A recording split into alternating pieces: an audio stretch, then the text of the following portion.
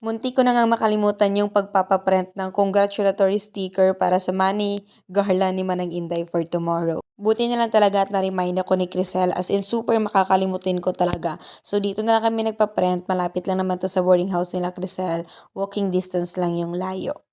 Nagpa-print kami. Tapos, pwede malanggal kayo magpa-print kay Joanne. Nagkato pa kami sa printan naman, wala ka nagambol. I forgot as in totally. Di ba nagambal si Joanne na pag may pa-print dito ko sa iya? Pero nalipat. Naha pa mo. Liwat na pa.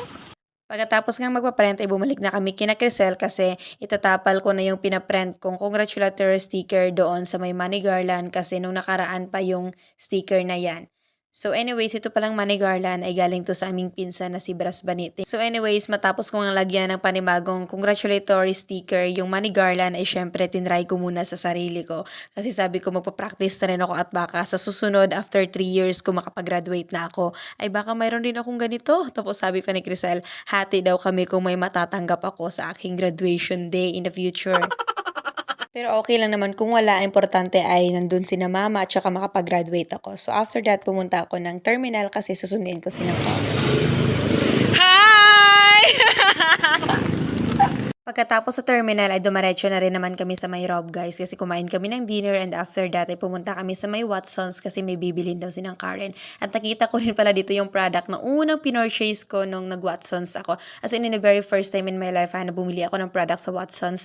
Tapos hindi pala siya umipek sa akin, kaya naman sabi ko sayang talaga ng pera ko. And anyways, alam nyo ba guys, sa first time akong pinayagan ni mama na magta-travel sana ako sa Sigma guys kasi sasamahan ko sinang Karen na mag-sleep over o mag-overnight kasi for tomorrow isusurprise namin si Manang Inday.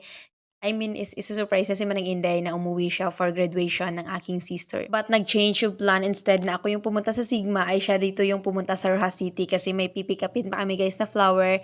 Dito lang yan malapit sa may Capitol, sa may gilid ng Mercury Drug sa Riverside. Sobrang gaganda ng mga flower nila dito guys, as in sobrang titingkad ka, so sobrang mahal. Pero anyways, no, sana all ay makakatanggap ng fresh flower for tomorrow. So, hi guys! So, we are supposed na magkanta tayo sa Sigma because dito tayo kami ma-spend sang is ma-overnight. Kaya para for tomorrow, 14, graduation ni Manang. At na kami dito ni ng Karen.